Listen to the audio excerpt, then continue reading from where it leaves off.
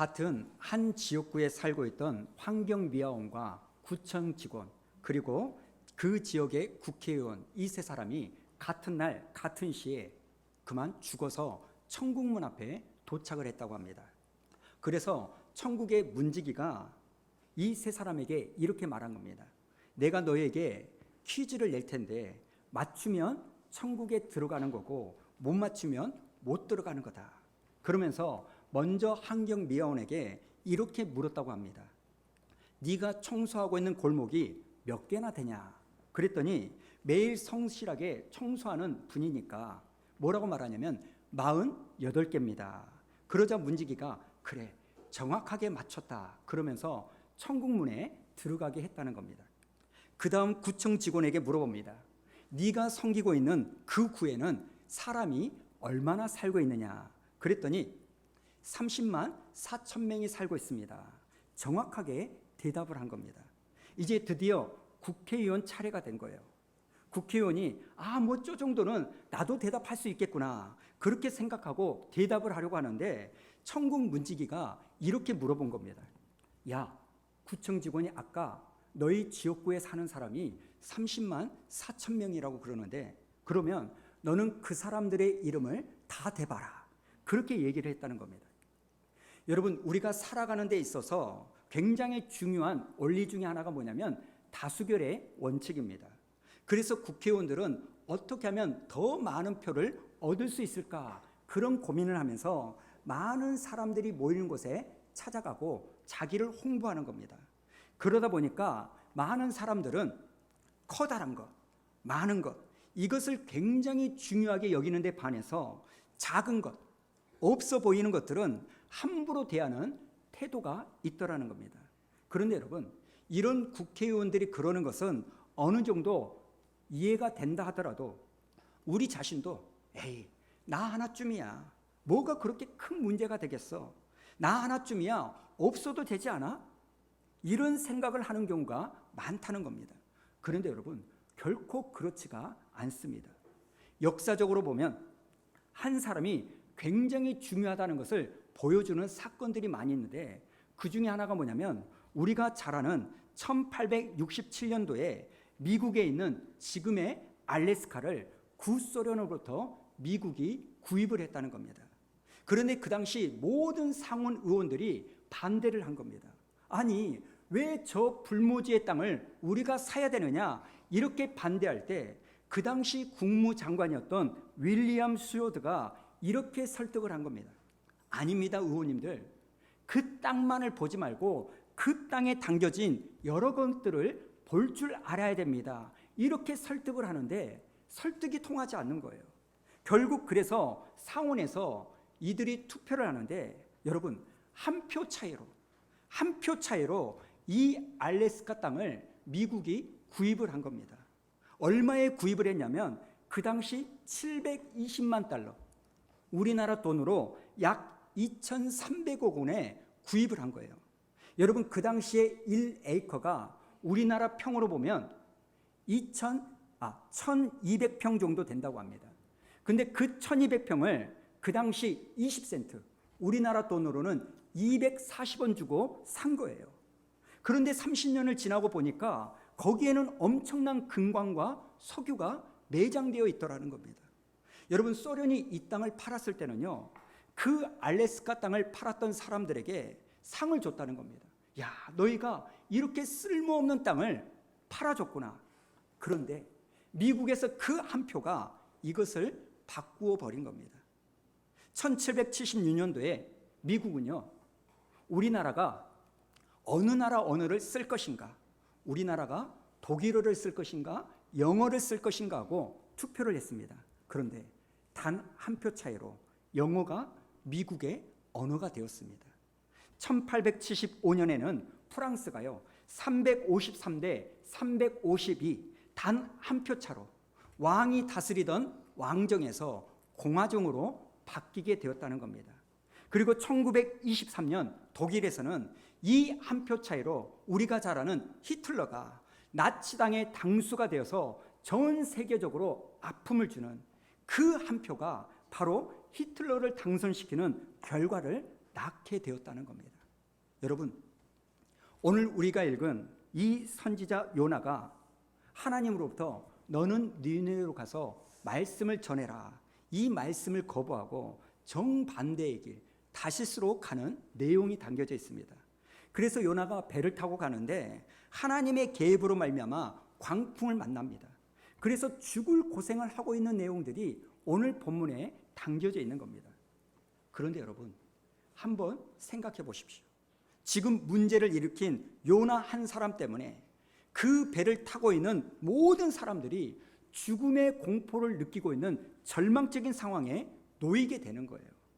요나 자신은 자기 잘못으로 그랬다 치고 나머지 사람들은 지금 무슨 죄입니까? 아무런 잘못도 없이 마른 하늘에 이런 날벼락도 없습니다. 여러분, 이게 참 묘하지 않습니까? 한 사람의 불순종으로 말미암아 그 배를 탔던 모든 공동체 사람들이 영문도 모르고 고통을 당하는 이런 아이러니한 일이 일어나는 겁니다.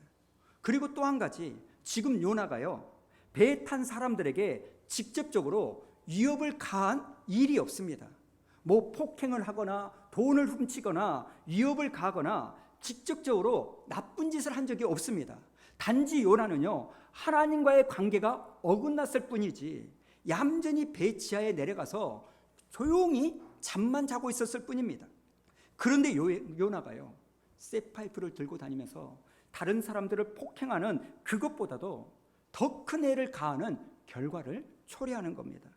사랑하는 여러분, 오늘 우리가요, 세상 사람들에게 또 우리가 내 아내나 내 남편에게 직접적으로 폭행을 가하는 그런 일을 하지 않더라도 우리가 하나님 앞에서 관계가 깨어지고 문제가 생기면 그것이 내 주변 사람들을 해롭게 하는 결과를 초래할 위험이 있다는 사실을 기억하셔야 됩니다. 부부관계를 생각해 보세요. 제가 제 아내를 만난 지가 20년이 지났습니다. 생각해 보면 항상 제 아내는요, 제가 처음 만났을 때나 지금이나 항상 그 모습, 그 자리에 있었습니다. 항상 그 자리에 있었는데 제가 그 옆에 다가가거나 조금 멀어졌거나 다가갈 때는 너무 좋아가지고 내 뼈 중에 뼈요, 내 살 중에 살이다 이렇게 말하다가 몇 달이 지나서는 제가 스스로 뒤로 막 물러서면서 막 화를 내는 거예요. 어떻게 여자가 이것도 못하냐고, 무슨 이런 일을 할 수 있냐고 그랬다고. 그런데 제 아내는요, 항상 그 모습 그 자리에 있더라는 겁니다. 그런데 제가 다가갔다가 제가 멀어졌다가 그러면서 심통을 부리는 겁니다. 그래서 제가 가만히 보니까요, 언제 제가 이렇게 왔다 갔다 하는가 봤더니요, 제가 성령 충만하고 하나님과의 관계가 회복할 때는 항상 제가 제 아내 곁으로 가더라고요. 뭐 코를 고는 것도 너무나 귀하게 보이고, 저는 결혼하기 전에 여자는 코는 안 골 줄 알았거든요. 저 이제 큰일 났습니다. 집에 가면 이제 혼납니다, 제가. 하여튼 어떤 약점, 어떤 문제가 있더라도 다 커버해 줄 것 같아요. 이분이 가지고 있는 이 약점이, 지금 제가 떨기 시작해가지고 이분이라고 하는데, 이 사람이 가지고 있는 그 어떤 약점이라도 제가 다 감당해 줄 수 있을 것 같은 그런 자신이 있고, 내 마음에 넉넉함이 있을 때를 보면 영락없이 성령 충만할 때예요. 그런데 어떤 날은 짜증이 나고 생각해보면 아무런 일도 아니에요. 엊그저께 같았으면 이 정도는 넉넉하게 넘어갔을 일입니다. 그런데 짜증내고 화를 낼 때를 보면 영락없이 하나님과의 관계가 메마를 때라는 겁니다. 여러분, 이 결과를 보세요. 제가 제 아내에게 유난히 가해를 가하고 나쁜 짓을 하려고 마음먹은 것은 아니지만, 내가 하나님과의 관계가 회복될 때는 그 은혜를 제 아내가 받아 누리고, 제가 하나님과의 관계에서 어긋나니까 그 나쁜 열매는 제 아내가 뒤집어 쓰더라는 거예요. 여러분, 오늘 우리가 말씀을 통하여 얻을 수 있는 교훈이 뭡니까? 우리는 성령 충만해야 됩니다. 우리는 하나님과의 관계가 회복되어야 됩니다. 그래야 세상 사람들에게 이런 억울한 불편을 끼치는 일을 하지 않을 수 있습니다. 저는 오늘 말씀 속에서 풍랑을 만나 고통하는 이 사람들을 보면서 예수 믿는 한 사람의 영향력이 이렇게 큰 것이구나, 그런 생각을 해봅니다. 여러분, 우리가 지난 주일에도 살펴봤지만 사도행전 27장을 보면 예수 믿는 한 사람의 영향이 얼마나 큰가를 오늘 본문에 나오는 요나하고는 정반대의 모습으로 보여줍니다. 거기에 보면 사도 바울이 제수의 신분으로 배를 타고 로마에 갑니다. 그런데 오늘 본문과 너무나 비슷한 상황이 일어나는 거예요. 이제 배를 타고 로마에 가는데 유라굴로라는 광풍을 만납니다. 그래서 죽을 상황이에요. 그 배에 276명이 타고 있는데 얼마나 죽음의 공포 앞에서 떨고 있는지, 이것도 지금 요나서와 똑같은 상황입니다. 그리고 그 태풍 속에서 선원들이 살려고 자기들의 짐을 바다에 버리는 장면도 요나서와 너무 똑같은데, 여러분 여기서 딱 한 가지 다른 게 있습니다. 죄수로 호송을 당하고 있는 사도 바울이 오늘 본문의 주인공 요나와는 너무나 다른 모습을 보여주는 겁니다. 태풍을 만나기 전에는 일개 죄수에 불과했던 이 사도 바울이 일단 문제가 일어나고 나니까 갑자기 주인공 역할을 하는 겁니다. 사도행전 27장 21절부터 보니까 이렇게 말씀이 기록하고 있는데요. 자, 21절부터 저와 여러분 25절까지 번갈아 읽겠습니다. 제가 먼저 읽겠습니다. 여러 사람이 오래 먹지 못하였음에 바울이 가운데 서서 말하되, 여러분이여 내 말을 듣고 글에 대해서 떠나지 아니하여 이 타격과 손상을 면하였더라면 좋을 뻔하였느니라. 내가 너희를 권하노니 이제는 안심하라. 너희 중 아무도 생명에는 손상이 없겠고 오직 배뿐이리라. 내가 속한 바 곧 내가 섬기는 하나님의 사자가 어젯밤에 내 곁에 서서 말하되, 두려워하지 말라. 네가 가이사 앞에 서야겠고 또 하나님께서 너와 함께 항해하는 자를 다 네게 주셨다 하였으니, 그러므로 여러분이여 안심하라. 나는 내게 말씀하신 그대로 되리라고 하나님을 믿노라. 아멘. 지금 태풍 앞에서 죽음의 공포에 휩싸인 이 사람들에게 바울이 하나님의 말씀으로 진정을 시키고 있습니다. 사랑하는 여러분, 저는 이게 그리스도인의 모습이라고 생각합니다. 평상시에는 세상 사람들이 우리를 주목하지 않습니다. 교회 와서 맨날 아버지 이러는 게 무슨 매력이 있어요? 평소에는 세상 사람들이요 교회를 졸로 봅니다. 그런데 일단 어려움을 만나고 위기를 만날 때 바울처럼 영적인 지도력을 발휘하는 이것이 그리스도인의 모습인 줄로 믿습니다. 그 한 사람, 바울 그 사람이 이 배에 타고 있었기 때문에 그 한 사람, 이 바울로 말미암아 위기를 만난 공동체가 두려움과 절망 속에서 회복이 일어나는 이 모습을 보여주고 있는 겁니다. 여러분, 구약에 나오는 여호수아서 7장도 이것과 비슷한 내용 아닙니까?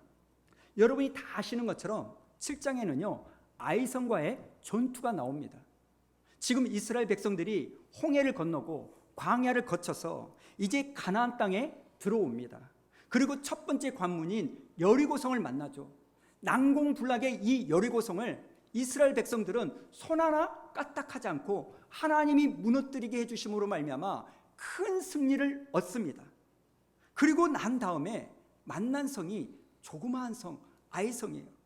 그래서 이스라엘 백성들이 우리가 그 난공불락에 여리고성도 무너뜨렸는데 이까지 아이성이야 우리가 이길 수 있어. 그렇게 자신하고 갔는데 결과는요 대패를 당합니다. 얼마나 백성들의 상심이 컸는지 여호수아서 7장 5절에 보니까 이렇게 말하죠. 백성의 마음이 녹아 물같이 되었다. 그래서 이 백성들이요 우리가 패배한 원인을 살펴봤더니 놀라운 일들이 일어나잖아요.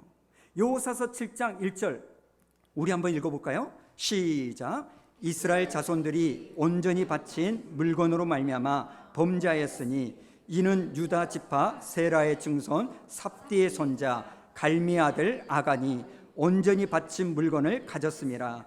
여호와께서 이스라엘 자손들에게 진노하시니라. 여러분, 전쟁 패배의 원인이 아간이라는 한 사람 때문에 일어났다는 겁니다. 그런데 여러분, 여기 7장 1절을 다시 한번 보여주십시오. 주어를 보세요. 주어가 뭡니까? 복수예요. 이스라엘 자손들이. 여러분, 범죄는 누가 저질렀습니까? 아간이라는 한 사람이 저질렀어요. 단수예요. 그런데 하나님께서는 아간이라 말하지 않고 이스라엘 자손들이 범죄를 저질렀다, 이렇게 말하는 겁니다. 그리고 7장 1절 말미에 보니까 여호와께서 이스라엘 자손들에게 진노하셨다.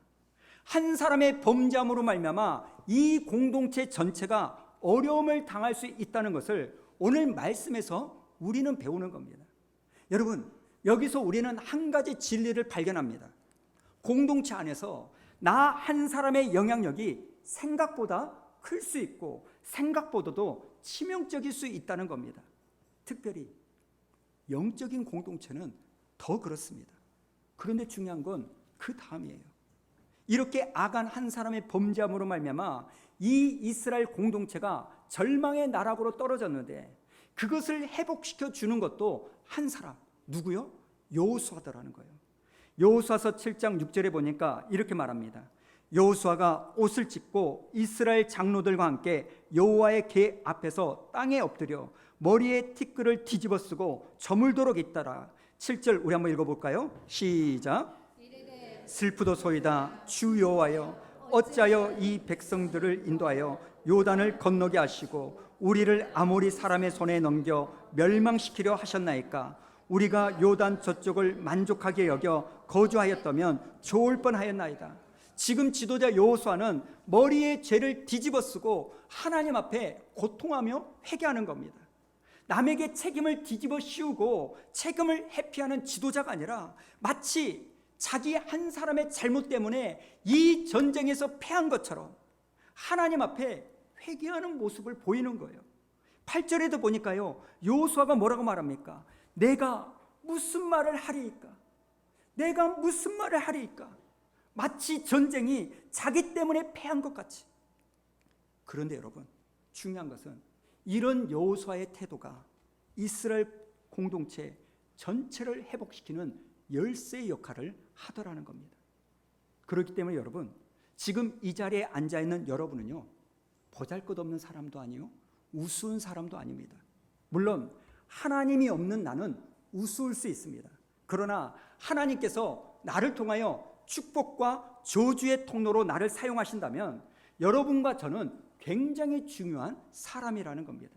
그래서 사도 바울이 로마서 5장 19절에 이렇게 말하지 않습니까? 아담 한 사람이 범죄함으로 우리에게 죄악이 찾아왔고 한 사람 예수님이 순종함으로 말미암아 우리 모두에게 구원이 찾아왔다. 그렇게 하나님은요, 나 한 사람을 굉장히 중요하게 여기신다는 겁니다. 그렇기 때문에 여러분, 생각해 보셔야 돼요. 나는 어떤 사람일까? 나는 도대체 어떤 사람일까? 에레미야 5장 1절에 보니까 하나님께서 이런 말씀을 하시죠. 1절 우리 한번 읽어볼까요? 시작.